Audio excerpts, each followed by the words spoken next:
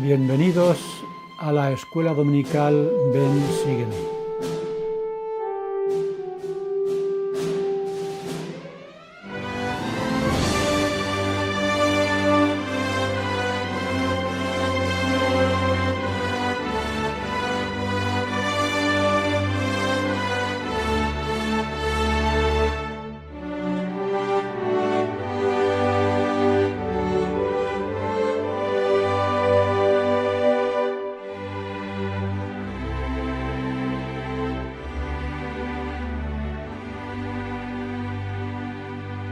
En el estudio de la sección 88 aprendimos que el Señor mandó a los santos que establecieran una casa de instrucción y una casa de Dios.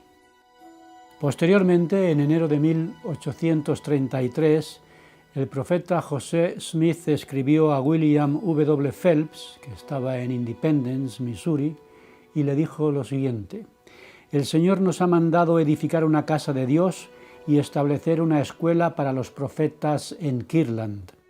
Poco después, siguiendo las instrucciones del Señor, los miembros de la escuela de los profetas empezaron a reunirse en una pequeña habitación en la planta alta de la tienda de Newell K. Whitney. Y el 4 de mayo de 1833 se reunió un grupo de sumos sacerdotes para hablar de la construcción de una sede donde la escuela de los profetas pudiera tener sus reuniones en el futuro.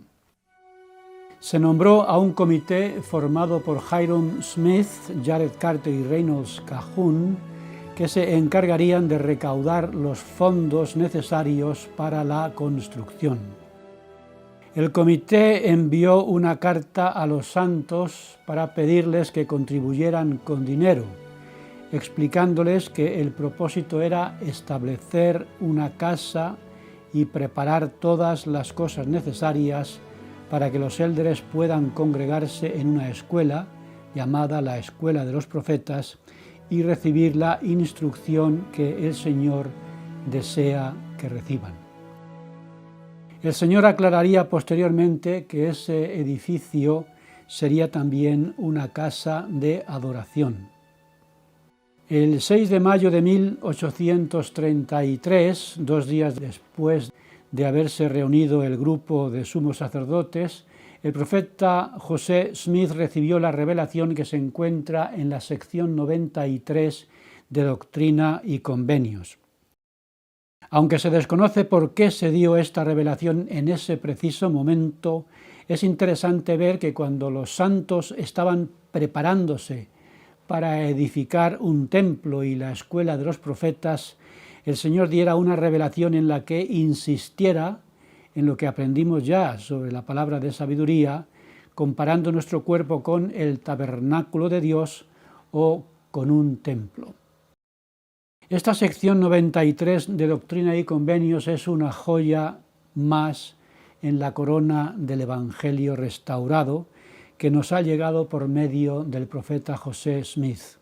Vamos a analizar en detalle algunas de esas joyas o valiosos principios del Evangelio que encontramos en esta revelación. Principio número 1. Este primer principio lo encontramos en el primer versículo de la sección, en el que leemos lo siguiente: «De cierto, así dice el Señor, acontecerá que toda alma que deseche sus pecados y venga a mí, invoque mi nombre, obedezca mi voz y guarde mis mandamientos, verá mi faz y sabrá que yo soy». En la antigüedad el Señor mandó a Moisés que llevara a los hijos de Israel al Sinaí después de sacarlos de Egipto y que los preparara para presentarse ante él. Lamentablemente, como ya vimos en su día, el pueblo se rebeló y el Señor declaró que no verían su faz. Y nosotros tenemos la misma promesa de que si desechamos nuestros pecados y obedecemos los mandamientos, veremos a Dios y sabremos que ciertamente Él existe. Y la pregunta es si haremos nuestra parte para que se cumpla esta promesa o si las perderemos estas promesas por culpa de nuestra rebelión y de nuestra desobediencia, como ocurrió, y ya hemos visto, con el pueblo de Dios en la antigüedad y como pasa hoy con los habitantes del mundo en general, que ni conocen a Dios, ni creen en Él, ni les importa, porque prefieren vivir de espaldas a Dios que aceptar la responsabilidad de mirarlo de frente, ver su rostro, saber que existe y cumplir sus mandamientos. La promesa de ver a Dios se cumplirá cuando llegue el momento. Para muchos ese momento será cuando Jesucristo regrese a la tierra en su segunda venida, un privilegio que solo tendrán los fieles dignos de vivir en el milenio. José Smith vio al Padre Celestial y a Jesucristo y aprendió sobre ellos en esta visión y en las revelaciones posteriores muchas cosas que ha compartido con el mundo para los que quieran creer en sus palabras. Principio número 2.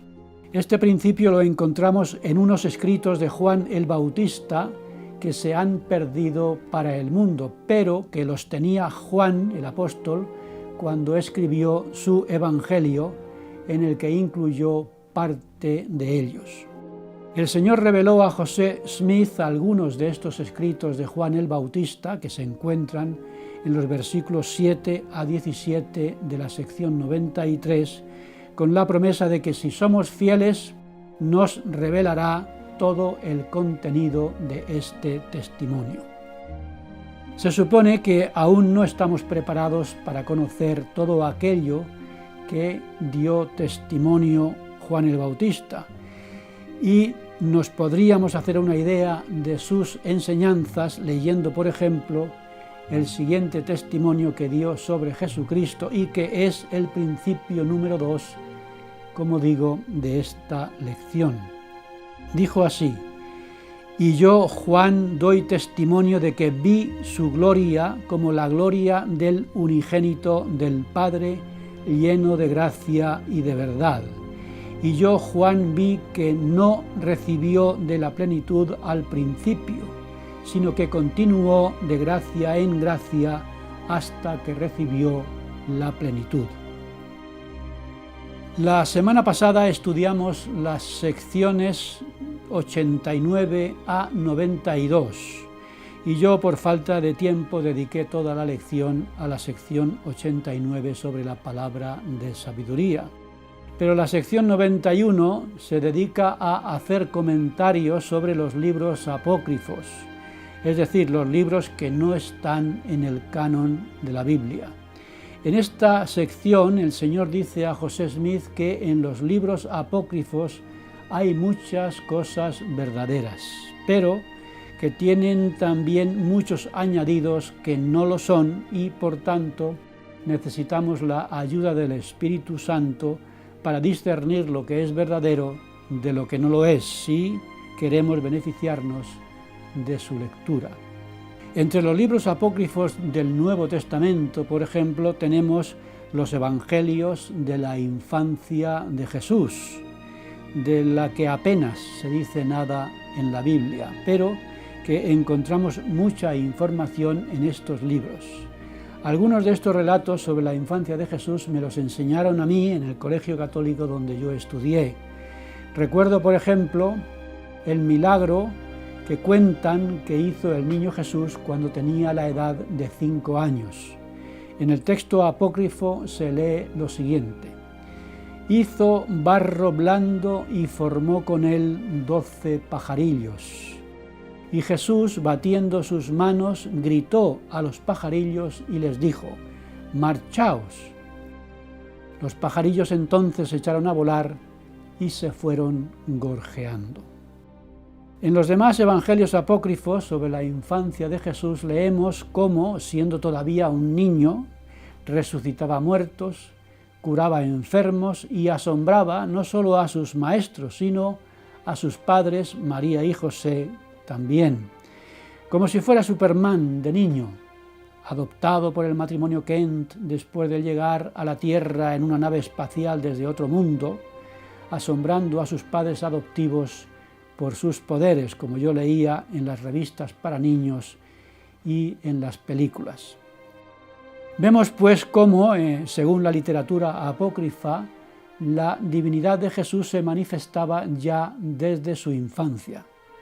Pero el testimonio de Juan el Bautista, del que estoy hablando, contradice estos textos apócrifos sobre la infancia de Jesús, diciendo lo siguiente: «Y yo, Juan, doy testimonio de que vi su gloria como la gloria del unigénito del Padre, lleno de gracia y de verdad, que vino y moró en la carne y habitó entre nosotros. Y yo, Juan, vi que no recibió de la plenitud al principio, sino que continuó de gracia en gracia hasta que recibió la plenitud». El presidente Lorenzo Snow explicó que cuando Jesús estaba en el pesebre como un niño indefenso, no sabía que era el Hijo de Dios y que anteriormente había creado la tierra. Cuando se emitió el edicto de Herodes, él no sabía nada de ello, ni tenía el poder para salvarse a sí mismo. Y José y María tuvieron que llevarlo y huir a Egipto para protegerlo de los efectos de ese edicto. Llegó a la edad adulta y durante su desarrollo se le reveló quién era y con qué fin estaba en el mundo. Le tuvieron que dar a conocer, por tanto, la gloria y el poder que tenía antes de venir al mundo. El presidente Joseph Fielding Smith enseñó también que nuestro Salvador era un Dios antes de nacer en este mundo y trajo consigo ese mismo estado al venir aquí. Era tan Dios cuando nació en la tierra como lo era antes de bajar de los cielos, pero en lo concerniente a esta vida parece que tuvo que comenzar igual que todos los demás niños y debió obtener su conocimiento línea a línea. Sin duda, Jesús vino al mundo sujeto a las mismas condiciones requeridas a todos nosotros. Él olvidó todo y tuvo que crecer en gracia. ¿Por qué es importante conocer esto? Supongo que para testimonio de que ciertamente Jesucristo es un ejemplo para todos nosotros ya desde su infancia en la forma de enfrentarse a los desafíos de la vida terrenal y a las debilidades del cuerpo físico. En la vida terrenal, Jesucristo, igual que nosotros, tuvo que aprender y crecer línea a línea. Él procuró la gracia del Padre Celestial o la ayuda y fortaleza divinas diariamente y creció en conocimiento y poder hasta que recibió de la plenitud de la gloria de su Padre el mismo objetivo de todos nosotros con nuestra vida. El Señor ha revelado que quienes hereden la gloria celestial recibirán de Dios de su plenitud y de su gracia. Esa plenitud es la promesa de vida eterna, entrar en la presencia de Dios y llegar a ser como el Padre y el Hijo. El Señor explicó por qué reveló las enseñanzas de Juan el Bautista sobre él.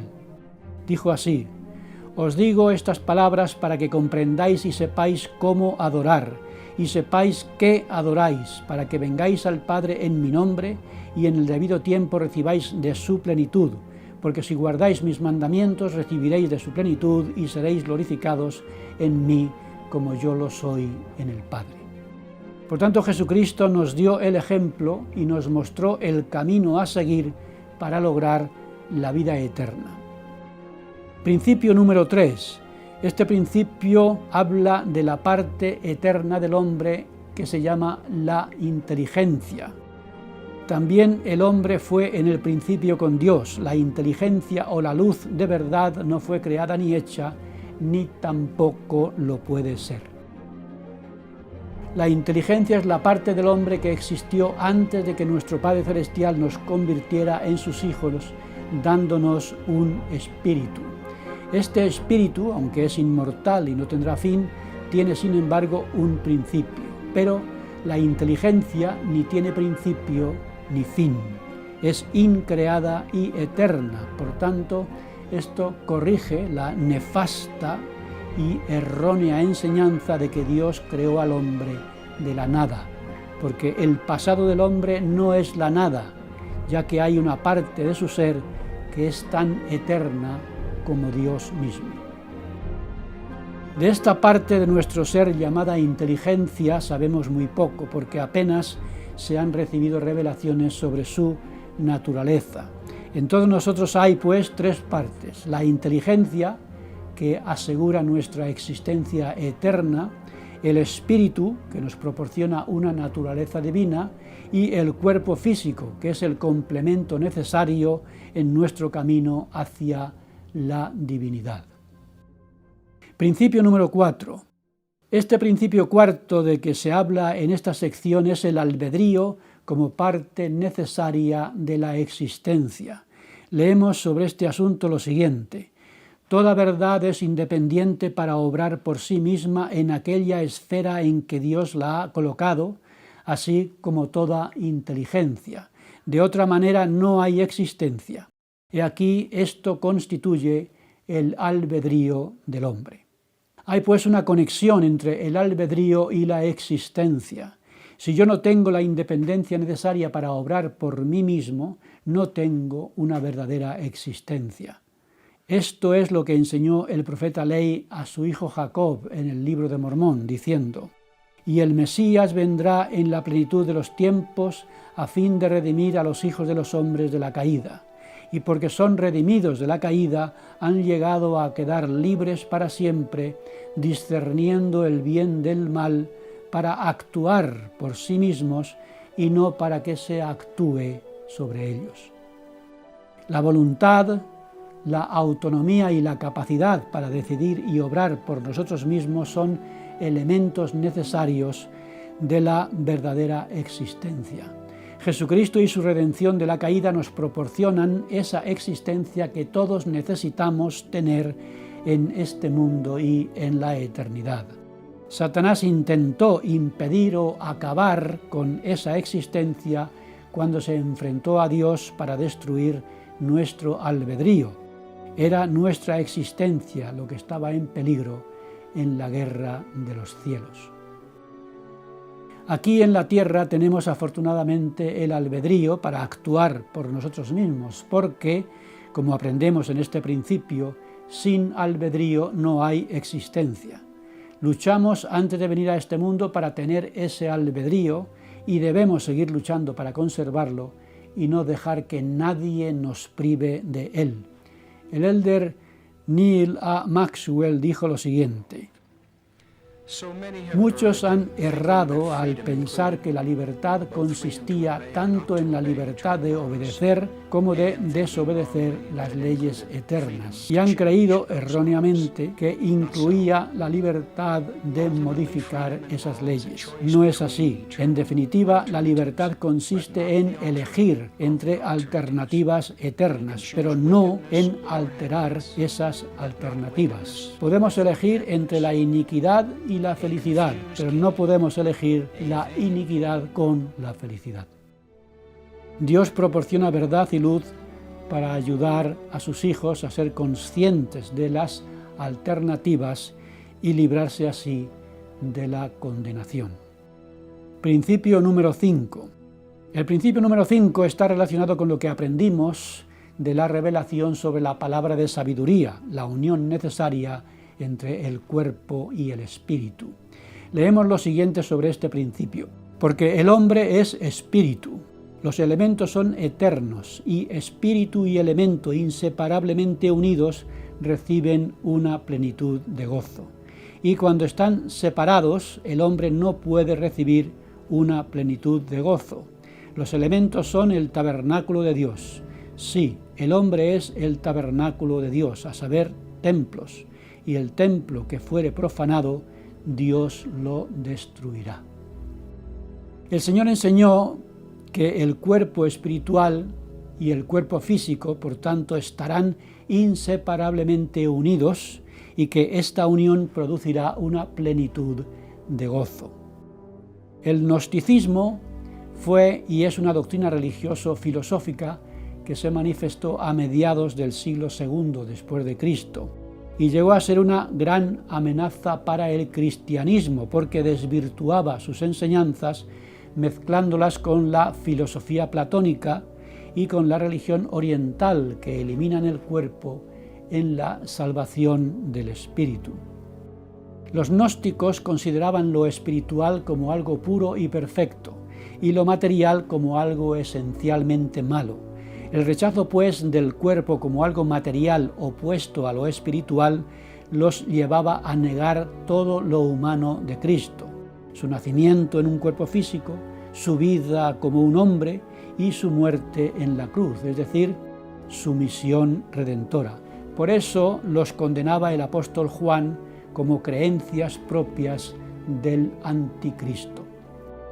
Esta revelación corrige estas herejías del principio del cristianismo, enseñándonos que la única forma de recibir una plenitud de gozo, como tiene el Salvador, es que nuestra parte espiritual y nuestra parte material estén inseparablemente unidas. El elder David A. Bednar, del Quórum de los 12 Apóstoles, nos recordó la importancia de nuestro cuerpo físico y dijo así: ya que el cuerpo físico es un elemento tan esencial del plan de felicidad del Padre y de nuestro progreso espiritual, no nos debemos sorprender que Lucifer procurara impedir nuestro progreso incitándonos a utilizar el cuerpo de manera inapropiada. Nuestro cuerpo físico ciertamente es un templo de Dios. Por consiguiente, ustedes y yo debemos considerar detenidamente qué hacemos a nuestro templo y qué hacemos con nuestro templo. Principio número 6. El principio número 6 tiene que ver con las preguntas debatidas durante siglos de si el ser humano es bueno o malo por naturaleza. Es decir, si nace bueno y después se hace malo, o si ya hay algo de maldad al momento de su nacimiento. Los representantes de este debate en el mundo de la filosofía suelen ser el inglés Thomas Hobbes y el suizo Jean-Jacques Rousseau. Hobbes diciendo que el ser humano es malo por naturaleza y Rousseau enseñando lo contrario. Y en el mundo de la religión el gran debate es la interpretación de la doctrina de la caída, que ha influido decisivamente en la manera de entender la naturaleza humana. Las dos herencias que durante siglos se han atribuido a la caída son la culpa y una naturaleza contaminada. Tertuliano fue el primero en llamar a la caída pecado original y en hablar de una naturaleza pecaminosa heredada. Agustín de Hipona enseñaba sobre la naturaleza depravada del ser humano como consecuencia del pecado original. Esta enseñanza la confirmó en la Iglesia Católica el Concilio de Trento. La Reforma intensificó lo enseñado por Agustín de Hipona. Lutero y Calvino insistieron en que el pecado original suponía la herencia de un carácter depravado en el ser humano. La Iglesia de Inglaterra, en su Confesión de Fe de Westminster, sigue fielmente las ideas de Agustín sobre la herencia de una naturaleza corrupta de alma y cuerpo. Eso mismo enseñó John Wesley, el fundador del metodismo, y también Jonathan Edwards, uno de los más importantes teólogos de América en su época. Y todo esto en contra de las enseñanzas de Jesús, que deberíamos seguir todos los cristianos. Cuando los discípulos preguntaron a Jesús quién sería el mayor en el reino de los cielos, el maestro les respondió llamando a un niño que estaba por allí, poniéndolo en medio de ellos y diciéndoles: de cierto os digo que si no os volvéis y os hacéis como niños, no entraréis en el reino de los cielos. Poco después dijo a estos mismos discípulos: dejad a los niños venir a mí y no se lo impidáis. Y eso es lo que hacen o intentan hacer quienes dicen que los niños son malos por naturaleza, que son de la piel del diablo, como se suele decir.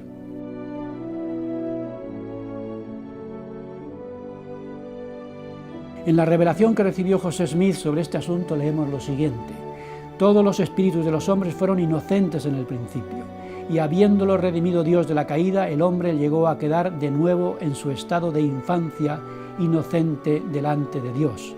y aquel inicuo viene y despoja a los hijos de los hombres de la luz y la verdad por medio de la desobediencia y a causa de las tradiciones de los padres. Pero yo os he mandado criar a vuestros hijos en la luz y la verdad. Por tanto, los hijos de Dios nacen en el mundo inocentes, y decir lo contrario supondría negar a Jesucristo y su redención, lo mismo que hacían los gnósticos, pero en otro sentido. Y la maldad no se hereda, sino que se adquiere en este mundo. Por eso, a continuación leemos que aquel inicuo viene y despoja a los hijos de los hombres de la luz y la verdad por medio de la desobediencia y a causa de las tradiciones de los padres.